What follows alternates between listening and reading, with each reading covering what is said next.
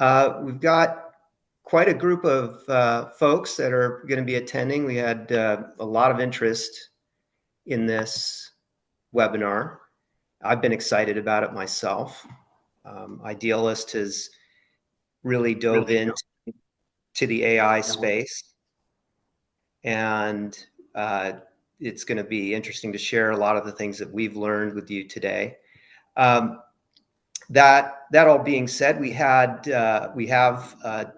three panelists that are going to be joining us today. That's Kathy Dunn. She's a senior solutions architect here at Idealist Consulting, who directly works with nonprofits implementing new tools and strategies. And Kathy was really on the cusp of working with AI and Agentforce specifically. And she's going to bring a lot of insight today. Alfred, who is a friend and also a client, World Food Program USA, and they are one of the innovative leaders of AI. Even though that's a bit of a shock to them, they have taken the lead in a lot of AI development, and they're heading even further in that direction. So it's exciting to watch them. And then Cheryl Conti, co-author of AI for Nonprofits. She's also an advocate for thoughtful, mission-driven adoption of technology in the social sector. Cheryl has been having trouble getting on the webinar today, so we're hopeful she'll be in here later, but we're going to see about adding her maybe later in the webinar if she can make it. So hopefully we'll see Cheryl later today. So let's go and start with the first section of this webinar. And I want to start with some of the more exciting ways AI is already being used across the nonprofit sector, what's working and where organizations are seeing their biggest returns. It can be challenging, I think, for nonprofits and corporate sector, frankly, to find a clear value proposition to adopt AI. And that I think has been sort of swirling around since the last year or so of what folks are considering when they're working with AI. But I'll go ahead and kick off this conversation with Kathy. From your work with clients using Salesforce and other systems, where are nonprofits finding the most immediate impact from AI? Thanks, Rob. There's a few areas. One is first-line support for constituents, donors, volunteers. Common questions can often be handled by AI agents as long as there's still a way to reach a human if needed. One example is giving program participants a way to get answers to questions about complex program requirements without having to read through a lot of text. And sometimes it's helpful just to surface links to the topics with a bit more context than a straight keyword search. And that's one area. We're also seeing online donation platforms starting to incorporate AI into their products. So FundraiseUp now uses AI to suggest optimal donation amounts and determine whether to include a request to cover transaction fees, just on the fly. Another area is generating content for things like fundraising emails and grant proposals. At this point, I think probably all of us have experienced how AI can help get you past the blank page to generate a first draft. And you've probably also experienced how humans often need a first draft to react to in order to provide feedback, right? Mm-hmm. Sometimes nobody has any input till there's a draft that they don't like. So with AI, you get to be the person reacting to the text. And even a poor draft can be useful by helping you put your finger on what you don't want and figure out what you do want. And it's also helpful to iterate as other people weigh in. One other place is making sense of data, and particularly unstructured data. Most nonprofits, most organizations have a large amount of unstructured information, program reports, prospect research, qualitative survey data. So AI is helping to summarize and extract useful information from documents and data that already exist. And the final point I'd add is that some of the biggest value is simply in getting started. Experimenting in small ways builds organizational AI literacy And once people have their hands on AI tools, it's a lot easier to come up with use cases that are aligned with what your organization needs. Thanks, Kathy. Yeah, there's actually a lot to unpack in the response you gave. I think one thing that a lot of people gravitate to is the writing capacity of AI. And that's been sort of oh yeah, we all know it can write emails for us and draft, but the notion of being able to produce a first draft is key. I think that's one of the hardest parts. As an author myself, I know that first draft is always the hardest to kick off, and it's super helpful in that regard.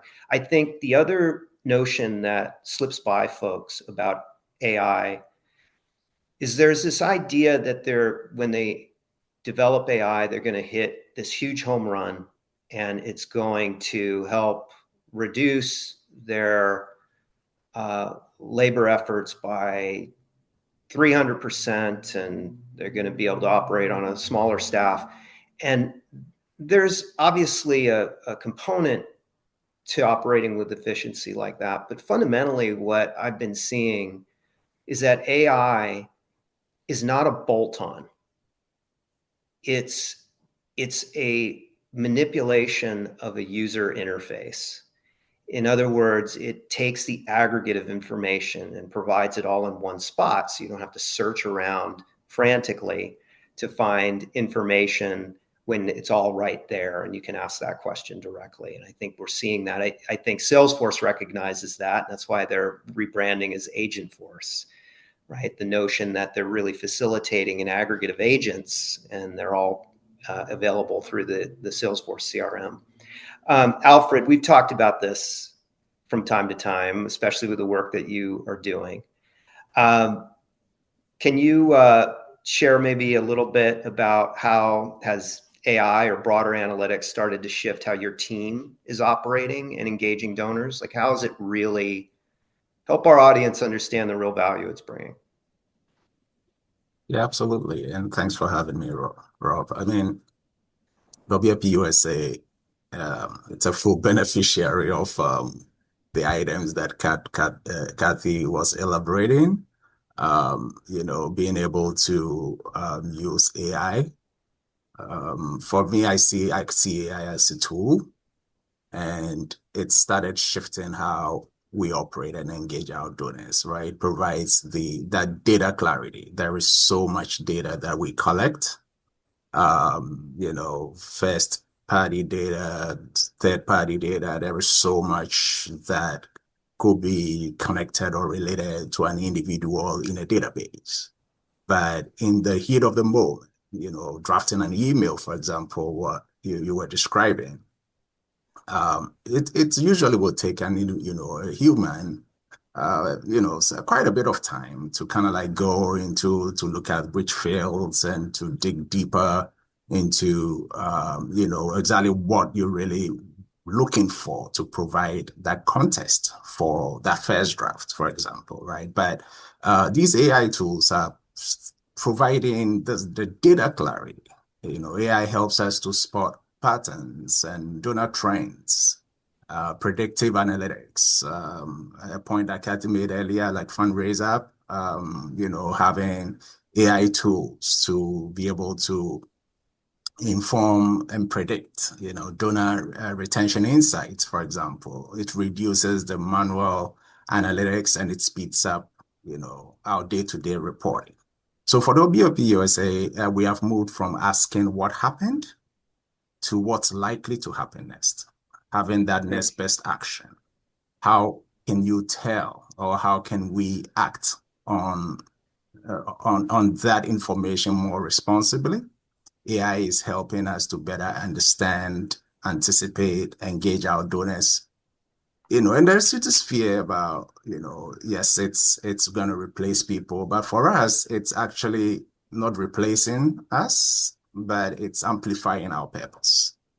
Over the last 6 months, for example, we built a custom AI agent in Salesforce, which is our donor CRM, that reviews and synthesizes our donor information into seamless customized profiles. So for example, we have given history, given interests, communications that we have collected, that are tied to a donor profile, for example.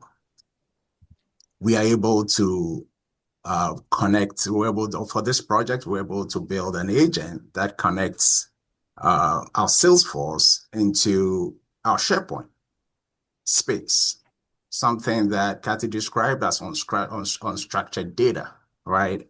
And as a result, the agent is able to draft bespoke emails that align directly with the donor's interests for a past and their past giving behavior. So let's take, for example, if we have a donor who consistently gives to Gaza and is engaged with those updates, right? They're able to receive personalized messages, noting that WFP has scaled up, the number of trucks entering Gaza, reopen bakeries, provide fresh bread, support producers, and the stakeholders that align with our cause.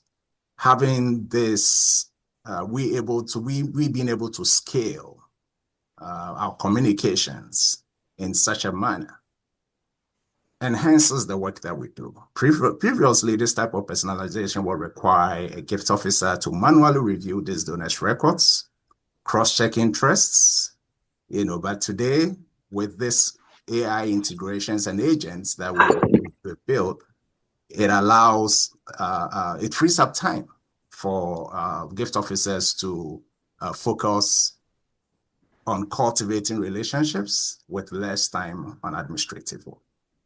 So these are some of how we are using the tools, and they are built into our day-to-day work from how folks use the agent. Yeah, I want to peel back just a little bit of what you talked about, because you covered a lot of information there.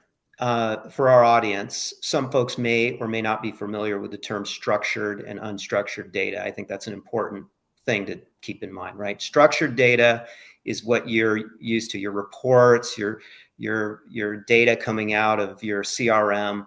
Unstructured is content that is typically written. These are policies. They're sitting in Google Docs, Word docs, and the like. And I do think there's a larger story here, Alfred, and it's a harder one to tell. And that is, World Food Program, like many humanitarian organizations, experienced a lot of layoffs. And there's been a huge challenge there to be able to backfill some of the talent that has been lost as a result of that. And we've talked about this at some length about how it's oftentimes what we're doing with AI isn't replacing, but accelerating and speeding up some of the more standard tasks. Now, there's a name for that agent that you guys have built. What was the name for it? What do you call it? We called it the interim agent. Yeah, that's our first call, but then you came up with a much better name for it. We came up with a prospect research agent. Yeah, and so, prospect right, research agent. And I think that's, the fact that we called it an interim agent initially because what we wanted to do is expose people to an agent, get a sense of what AI could do, and also get a sense of what the cost would be to deploy, because you're kind of figuring stuff out. And then ultimately you had branded it a research agent, which I thought was very appropriate because it was saving tons of time. When we started looking at all the unstructured data that your folks would have to review in order to do their jobs effectively, they were not, they were maybe not being able to show up as quickly as they could have now with this AI agent that you've deployed. So I do think there's a component here about just the simplicity of what these things do, but they can really save a ton of time. And that leads us over into the next thing that I wanted to speak to or chat about, was the adoption and implementation challenges. Alfred, I'm going to keep the camera on you since you're talking, but I know I want to say I want to get Kathy in the mix too. But you're a bit of a star now. You were on Salesforce TV. You've been at Dreamforce. You've done a presentation. And one of the things that came out of that presentation, which I thought was really interesting, is that they spent almost 45 minutes talking about the preparation and getting ready for AI. And then the big reveal was about a 3-minute presentation on the research agent, which did its job very quickly. And the ceremony behind it was pretty minimal because it was really doing something that we all want to do faster and easier. So I thought it would be good for you to go into maybe some of the adoption and implementation challenges. So what do you think so many AI pilots in the nonprofit space fail to scale or achieve their intended outcome? And where were the biggest hurdles your team faced when rolling out AI initiatives? And I think this is an important one, right? Because I want to add one more thing to this. When I approached you guys initially and I said, look, you're innovators. And the response was, how could that possibly be, right? Because we're not doing that. It doesn't feel like we're doing that much. But you really were. I mean, you really were leaning into the tech. So, Alfred, yeah, if you don't mind, if you could frame that challenge for the audience and how you guys navigated it. Yeah, that's a really great question. And I remember us having this conversation, and we were like, wait a minute. Yeah. How can it be? How can we be innovators? What are you saying? We're not doing anything that interesting. Yeah. But a phrase you used there was the fact that we leaned in, right? We leaned in. Like many organizations or many communities, there is this fear and uncertainty about AI. For us, there were some practical hurdles, which, it wasn't more about the technology itself, but the fact that the technology is very new. We've always had AI, I mean, from the early 50s, but over the last couple of years, the agentic AI, the robotic AI, the generative AI, the machine learning, there's so much happening, and all of this is happening so fast and it's so new. So, as you would expect, it generated a lot of fear and concern. The biggest hurdle for us was around, readiness, trust, and some staff members felt overwhelmed by the number of new tools and demands. People were afraid that AI will take their jobs. So in order to mitigate these hurdles, we leaned into internal conversations. Yeah. We set up an AI working group, which was cross-departmental, cross-functional. There was a representative from every unit, every department. And let's explore this thing. This tool. Let's talk about it. All right. So it was in that group that we realized that, how are folks using this tool? And there was a mix of folks who were like, oh, I'm not using it at all. Oh, I don't trust it. I've done it this way for so long. Why do I have to change? How can I trust this data when I don't know where it's coming from? And so in that meetings, we started working on, we didn't have like a clear written documentation around AI, but in that meeting, we started developing what we call the AI use policy, for example, which started providing some guardrails for how we want to use these tools as an organization. So the do's and the don'ts, right? For example, you cannot use AI to generate imagery, that you send to stakeholders. That's a no. That was a guardrail. But then we could share areas that we thought we could leverage the tool to help us achieve our shared goals or common expectations, or how to move our cause forward, and offering this through the lens of trust and transparency. And so leaning into these conversations started opening up, opportunities, and folks come to these groups, into this meeting sessions, telling how they've used the tool to do other things. But then we were like, okay, so as we talk about governance and folks are using the tool, this was, about a year ago, a year and a half ago, and we're like, okay, so which tools are folks using? And what could there be an exposure, right? So very quickly, we had to bring these conversations. And in this working group, there were senior leadership, members of, our senior leadership in the group. So we were able to quickly learn from these conversations, what our risk appetite was, right? How much risk do we want to take on?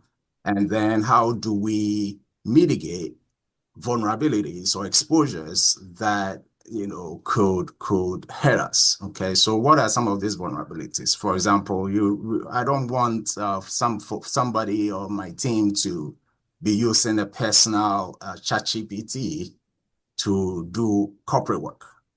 All right. So very quickly on the IT side, we rolled out Copilot. We rolled out Enterprise ChatGPT. And so we were very certain that, everything was kept within our corporate space and there was no. I just want to peel that back briefly, Alfred. So just outside of the Salesforce platform where you work, you got Chat GPT corporate edition that it acts as a sort of a locker for all the exchange that you have, and it's not shared publicly. And that puts some of the folks at ease on your team? It did. Okay. Because then at that point, we were talking governance, right? And so having that level of governance for folks, everybody had an entry point into this journey. But as an organization, our corporate entry point was to keep privacy and ethics front and center. Thinking about AI governance, having humans in the loop. And so these were, some of the initial challenges, right? We had a data workshop, for example. We talked through use cases and how the tool could enhance the work that we all do. So we came away from some of these meetings or data workshops with a very clearly defined purpose. And so for example, you take a project, you asked about why does some AI pilot projects fail to scale or achieve that intended outcome? And so it was out of these sessions that we came away with purpose, defined use case, the what are we trying to do or achieve together, the why, right? Which are two big things that I believe sometimes get missed. The what's and the whys. We folks who are leading AI initiatives are usually in the how environment because we talk about the tools and how and how and how. But if we don't talk about the what's and the whys, there isn't a definition of done. And so when there is no definition of done, a project is implemented and what next? In our case, for example, we have, the prospect research agent that I talked about we worked with one unit, one group to deploy that into our Salesforce. Thanks to the Idealist, as being collaborative and strategic partners in that effort. But now what? Where do we go next, right? So for that project not to fail, we have identified another group, another unit, where we're going to scale and deploy the agent to align with their use cases to have these functionalities and tools embedded into their day-to-day. So in that case, some of these projects then scale. But if there isn't a definition of done or how to determine, how to measure the success of a first phase, the project stills, and nothing then happens. So it might be coded as failed, when in fact it was successful because there was we determine how to measure that success. We can then say, where do we go next? What is version 2.0? What is version 3.0? And so then you continue to build that traction, that momentum to scale up these projects. I think that is I think the big takeaway for me, Alfred, is that the actual value of launching this agent, while it does accelerate some of the skills or some of the role capacity, was the exercise of bringing the team along, showing them the fundamentals, and showing them, frankly, that it wasn't too scary, right? This isn't the Terminator movies. This is we're just doing a research agent here. Kathy, you've been working with a lot of folks with AI and agent force deployments in particular, and some notable organizations like Non-GMO and World Food, of course. What are your thoughts on this topic, and how do you see nonprofits exploring AI, and what are some of the common missteps or misconceptions that you're seeing on the ground? Well, AI is moving so fast. Sometimes it feels like we're always behind, and that can feel like pressure to catch up. And so that can lead to thinking you have to do something big and unique and transformative right out of the gate. It's much better to think about starting with some small internal-facing pilots before diving into a huge project. That's sort of much more doable, much easier to bring people along with that, as Alfred was describing. And he also mentioned governance. So trying to get started without kind of clear ownership, clear oversight, having internal policies in place, can just lead to sort of failed or abandoned efforts. You want to be really clear about which AI tools are approved, what the acceptable uses are, and which data can and can't be used with particular platforms. You want to make that very, come to a clear decision on it, and make sure everyone in the organization understands those policies as well. I think another issue can be failing to dedicate time and resources to cleaning up messy or outdated or sparse data. It's not surprising if your data is in bad shape, AI will produce inconsistent and unreliable responses. We all know garbage in, garbage out isn't a new concept. But there may be content that wasn't previously used for reporting, but could be used by AI, but perhaps it wasn't maintained as well. So if it's going to become a source for AI, it will need to be reviewed and possibly cleaned up and enriched, and that will take staff time. I've got a quick question for you, Kathy. I don't want to take you too far off track here, but we always talk about data having data froth in it, right? You've got your real data and then froth, like a nice latte. There's all this sort of fuzzy information that and we all know this. I know this entire audience is going to be familiar with this. And that froth, ultimately, you're expecting about 2 to 5%, right? For a healthy database, meaning that there's going to be some duplicates and there's going to be some challenges with that.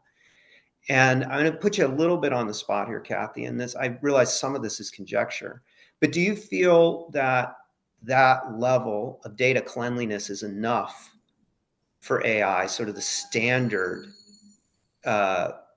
experience of data cleanliness, or does it have to even be cleaner than that? I think one of the things it comes down to is the data that is less structured.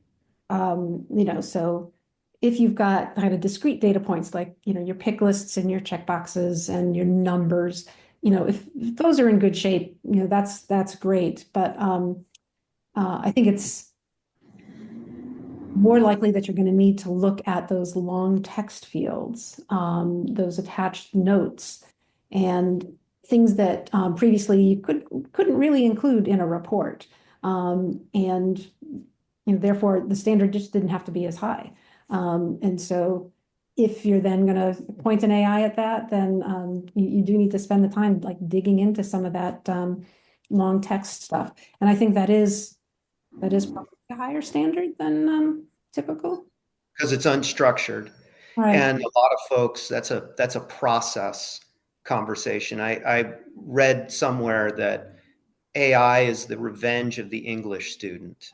And the fundamental behind that was that it's folks that are able to organize unstructured data and be able to sit down and read these documents and then put them into a formula, an environment rather, that AI can read effectively is essential for it to be able to facilitate the unstructured component of this.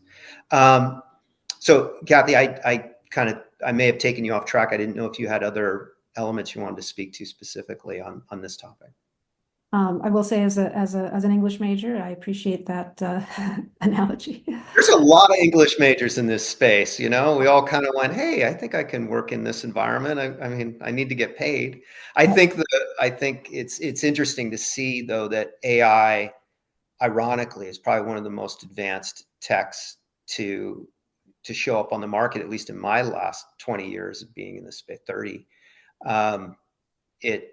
There is an irony to it that it's the English student that may be part of helping develop the unstructured data component of that. Do you think there's a recognition of that by clients understanding that distinction between structured and unstructured data yet, and the importance of the two? I think it's starting to become known. It's starting to kind of be out there, in the zeitgeist.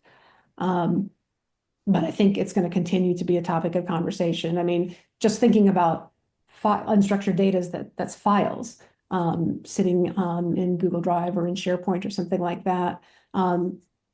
Those need to be looked at as well. Like, are the files produced with a consistent structure? That an AI is going to be able to parse through, or is really inconsistent? Does it have even a consistent naming convention? All of these things make it more possible for the AI to work with that content. But if in the past you just had to create the file and stash it in SharePoint, then the naming conventions and the structure may not have been as important and may not have been prioritized. Got it. Yeah. So when we look at all of this story as it's rolling out, and I think this is just something I want the audience to hear, is that there's a lot of different ways to approach the adoption of AI. And I think folks are kind of getting their heads around the costs of it. Like, what does it cost? And I think you can break that up into some very clear categories. One is the actual solution itself.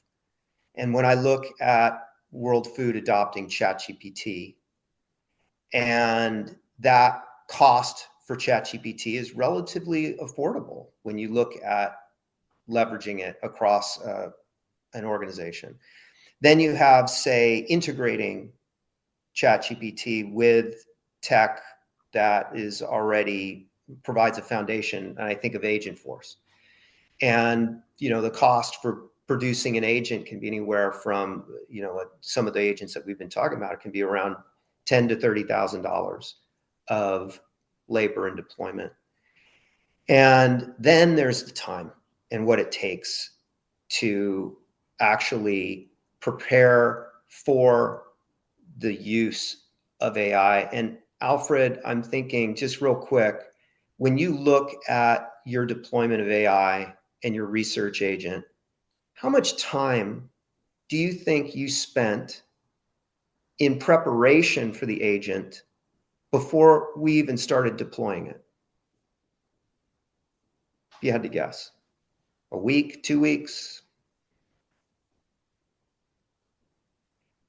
I mean, to a comment that you had made, it's going to be different for most folks, but for us, um, a part of us, I don't want to say we leaned in, right, for lack of a better word. Mm-hmm. And there are so many offerings, especially, with all the AI bubble where, organizations are reaching out to folks about, doing a data workshop or, doing an AI seminar, or, in our case, we had this opportunity where Salesforce approached that and said, "Hey, do you want to learn about data cloud and Agentforce?" And we said, "Why not?" Because knowledge is power, right? That's how I see it. So I said, "Let's lean in, let's learn." Okay, so we Mm-hmm. did a couple virtual calls, and then and there was this opportunity about how about bringing a broader team to come and learn, so we took about 30 people from the organization 30. for a Okay. whole day workshop. Okay. Okay, That's a that is commitment. investment. That It is is, that is it is an investment. that Yeah. is investment. That is time. All Let me right. ask So you real quick, yeah, Alfred, was it fun? we made it fun. Okay. All right. We made Okay. it fun. How'd you We make made it it fun? fun. How'd We you make it? approached it, and there were folks who were like, "What do we need to risk? Do we need to learn anything? Do we need to be reading anything before the workshop?" I'm like, "No, come with your true self." And so we went with our true selves, and I learned a lot. Came away with that from that group meeting, and like we knew exactly what we wanted, and so it provides some clarity. So like I said, we all had different entry points to the conversation, and that clarity after that 1 day workshop, we walked away with an interim agent in mind. Well, it sounds like you had it helped develop buy-in. With that, developing that workshop, I know we were part of it, but what model did you use to facilitate that workshop experience? So our audience, if they're looking to launch an agent and they want to have an AI workshop with their team, what journey did you use to shepherd these folks along for that day? The biggest for me was senior leadership buy-in. Okay. My CEO, CFO, COO were on board, and that was how we were able to take a whole day to sit and learn and how to get senior leadership. Once you get that buy-in, and sometimes it might not even, yes, it cost us a whole day to sit and learn, which was a day away from everyday work. But there's also value in collaborating and learning. And we came out of that workshop and we were like, we're going to do this. And we have kept that momentum. And that is what has brought us this far to build the agent. And I wouldn't say we've arrived there. We actually iterating. It's a learning process. Akati hit on this that, think big, but start small. All Mm-hmm. right. So what we're doing now are building blocks, and every day it becomes clearer. We have an upcoming data unification project which we are very super excited about it. That opens up, a lot more vessels for the big picture that we are looking and thinking about. But it's all building block, and I feel like every day I'm learning something new as I talk to vendors, as I hear about the technology, and what we all said earlier that it's moving so fast that what I knew 3 months ago has, exponentially multiplied. And so we Yeah. can't Yeah. stop learning, right? And the risk of not doing anything, because yes, there could be a risk of it's going to be really expensive, but it's more expensive not acting on it. Oh, that's an interesting. I want to talk about that. I want to put a pin in that, and I want to pivot over to Kathy real quick. Kathy, you were part of that workshop, right? I believe you were involved with Well, that. actually, I wasn't part of the original day-long workshop. Oh, the all day long. Okay. In the preparation for AI for World Food Program, are there some fundamentals that you think of that our audience can take away from the experience? In terms of like where to start. Yeah, where to start, where they can begin. Because I think one of the things that I see that's a success story of World Food Program's work is they took a very small agent, relatively affordable. They brought in 30 of their staff. They engaged their entire staff. They got buy-in, and as you said, leadership. And there's one thing that you're not mentioning, Alfred, and that was funding. You not only were you able to win over the leadership, but you were also able to get funding for your project because of the enthusiasm you were able to create around AI. And then that additionally also dovetailed into external grant funding that you've been applying for too. So there was a lot of impact from this AI effort. There's a lot of money out there for AI investment, and it's there also for nonprofits to grab. And I think you've done a good job of doing that. So one of the things that I'd like our audience to be able to just sort of get the fundamentals, like where's the traction for them to start? How did they get moving on this? So in the case of Alfred, he had an idea, and then what happens based on your experience? How do you move that idea into a point of action? I think it's important to go for the low-hanging fruit, tackle the simpler use cases, look for areas where there's repetitive work, tasks that are time consuming, but for which there's some tolerance if the results are imperfect. Like save the really sensitive mission critical work until you've built more confidence and understanding. And I think it worked really well with World Food Program. They picked one team and did a pilot with a proof of concept with that one team. And that also kind of points to the idea that you need to have a feedback loop continuously. It doesn't end once you've deployed whatever it is you were going to deploy. You need ongoing feedback. And of course, AI is changing so rapidly that it's going to be a constant conversation, so I think it's in a way it's never done. Yeah, yeah. Well, I've noticed that and just the evolution of this tech. And Alfred, I'm gonna pivot back to you, and then I'd like to move on just briefly to the ethics of all of this, and then we'll open it up for questions.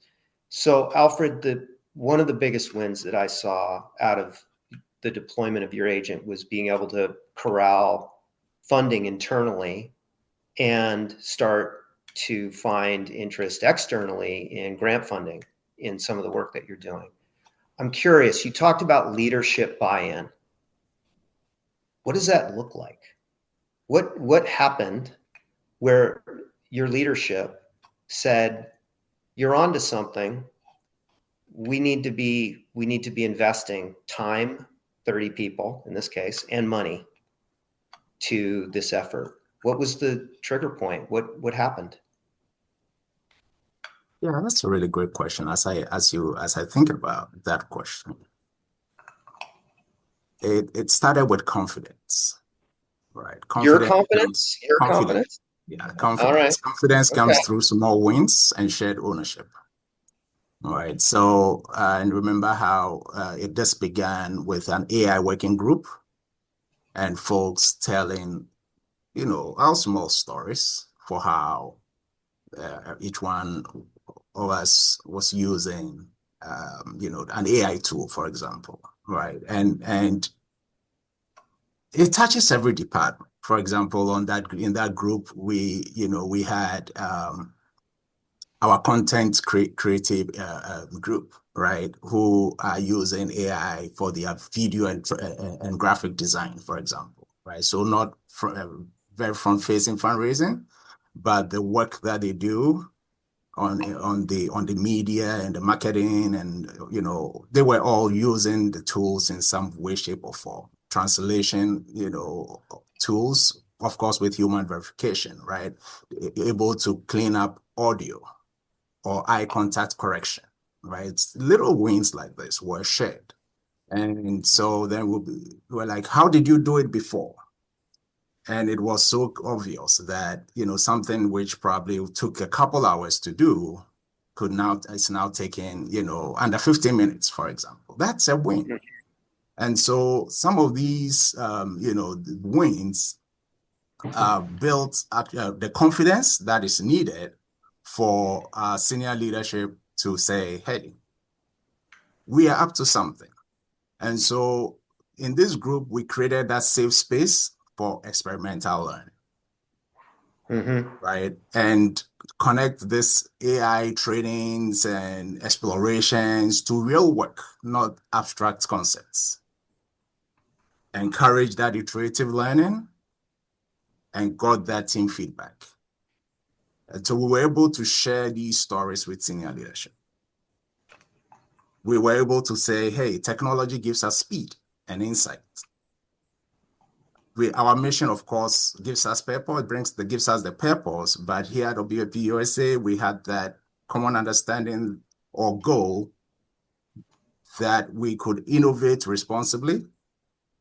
We could let these new tools help us serve the people we serve better and build a world without hunger. So with this understanding that aligns with our broader vision, then cells what that shared expectation for leadership buy-in. And these efforts will definitely need leadership buy-in. But once there's leadership buy-in, in most cases, it then becomes a bottom-up to be able to grow this with the leadership's blessing. And so that is how, we leaned into it. That is how we approached it. That is how we took the opportunities that came to us. And, and I can tell you this, that, there is so much money out there in this space, but you have to be visible. Yeah, that's a big one, right? And that's something that we talked about was how can we get your use case out there so people could see it? But not just for World Food Program, but also just for other people to understand that there is a process to it, right? It's not just build it and they will come. You've got to get out there and show that the practical components of it. And we're going to be conducting an AI productivity analysis on the agent to actually see with clarity how much it's really accelerating the roles. And I suspect it's going to be pretty notable. I would also say that I think a lot of this space is sort of getting beyond the notion that we're trying to replace jobs. I mean, the layoffs and the challenges that nonprofits and NGOs alike are experiencing are enough where role acceleration is important, and just to be able to facilitate their mission effectively, which is what you talked about also as you align the AI with the mission, and you talked about the value proposition that brought there. I think we'll start. I'd like to close out this last section, then we can leave it open for questions if there are any, about the ethics of AI.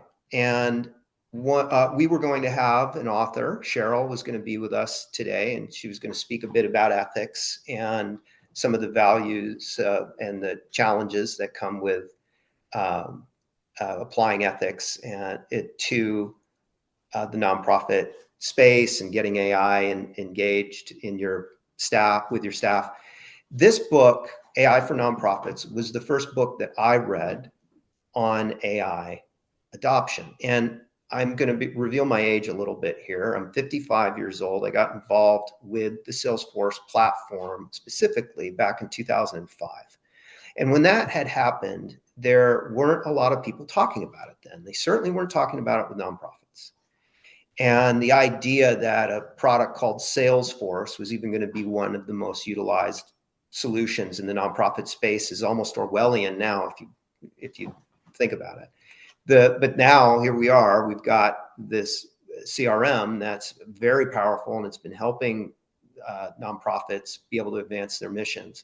AI is sort of come onto the scene in a similar way. And one of the challenges that I've seen with AI as there was with CRM and cloud computing was that the language, understanding the fundamental language of what it is you're talking about.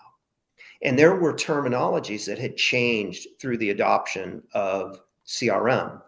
There was SaaS and there was cloud computing, and it kept evolving. So getting that fundamental language so that you're able to start formulating around things like ethics happens with innovative authors like Cheryl. And this particular book, I would recommend folks to read. I think it's very approachable. It talks about use cases that nonprofits are working with. It also speaks to some of the challenges around ethics and how to approach that without turning off the adoption of AI, which I think can happen sometimes. People can get in a spiral about ethics and ultimately reject AI altogether, which I don't think is to anyone's advantage or realistic. Frankly, AI is here to stay, specifically LLMs. So have a look at this if you get a chance, and it does come recommended. Cheryl actually spoke at Dreamforce at our gathering, the engagement party that we do every year, and it was really nice to hear from her. So anyhow, before we wrap things up, I wanted to leave it open for the audience for any questions. Any folks have any questions? I'm happy to field. Q&A panel. Looks like we've got a few. Let's go ahead and start with Ebenezer. How can smaller nonprofits with limited budgets safeguard sensitive donor information while leveraging AI tools? How about it, Kathy? I'm going to serve that one up to you.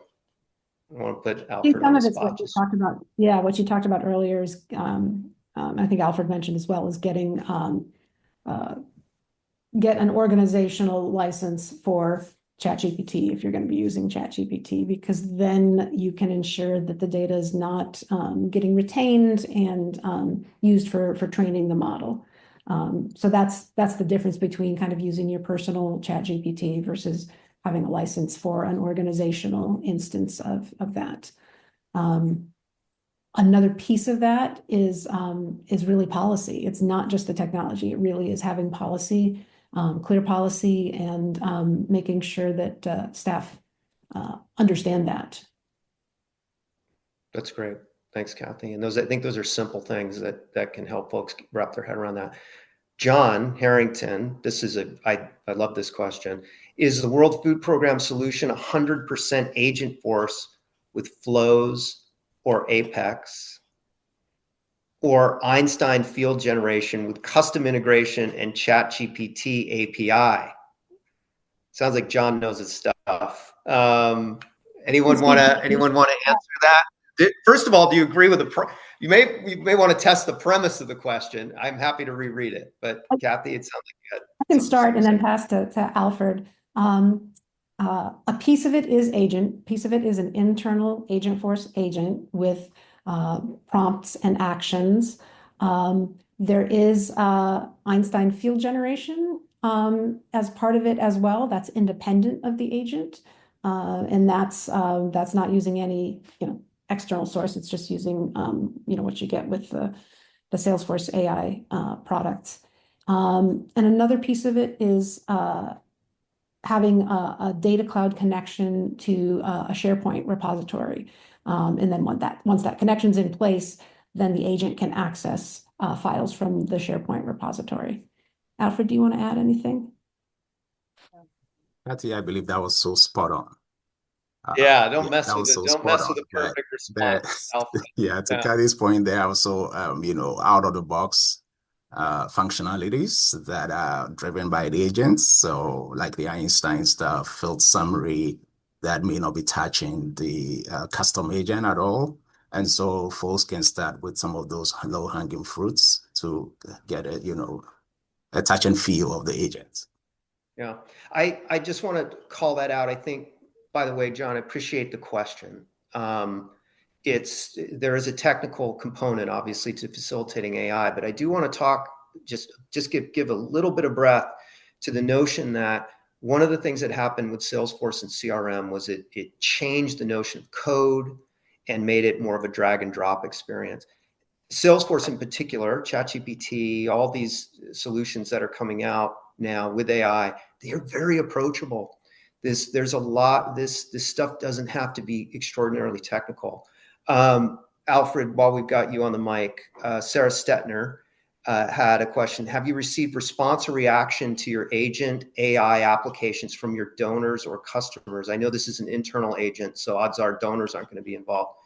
But what do you have any feedback from the folks that are using the agent, and what was it? If you could be brief here, Alfred, I'd like to squeeze in a couple more questions. Yeah, absolutely. We do this very creatively, and we get in feedback from the teams that we identify and work with closely. And we use some of these feedbacks to enhance the functionality and capability of the tool.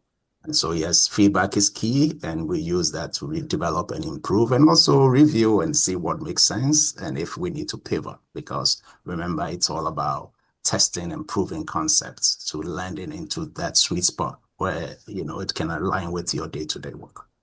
That's great. That's great. And we got another question here regarding nonprofits and if their AI projects are actually working, and how do you measure that? So I did briefly mention this with Alfred about the notion of an AI productivity analysis, which is something you can do internally.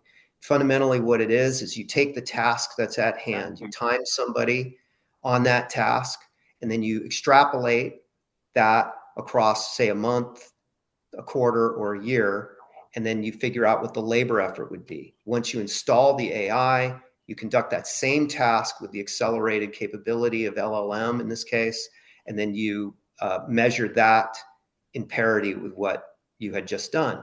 And it's a very simple process. That's something obviously Idealist Consulting can do for you, which brings in an objective review, but you can do this in-house, and it's not a difficult experiment to do.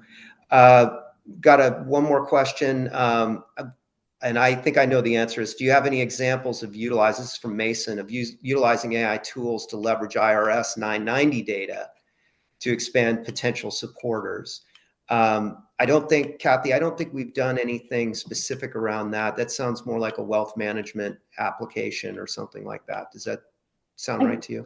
I think that's right. Although the idea of using AI to do that kind of deep research is certainly out there. I know Salesforce is coming out with their own donor prospect research agent, but there's also solutions that you can put together that use AIs like Perplexity to do deep research on organizations. That's great. Okay, gang. Well, we've gone a bit over. I appreciate making the time to be here. A few key takeaways for me. It's about accelerating or enhancing mission impact. You got to keep the human in the loop, of course, stay focused on ethics, and bring and engage folks on your team, and make it fun. It doesn't have to be a dentist cleaning. It can be something that's actually enjoyable and engaging. And to that end, if your nonprofit is exploring AI and wondering where to begin, we certainly can help with that, setting up account planning as we did for World Food Program. And we'd be pleasure to chat with anybody about that if you have any questions. So thanks for joining us, and we hope the conversation inspires you and takes you to the next step towards meaningful, mission-driven innovation with AI. Have a great day, everybody. And thanks to our panelists. Take care.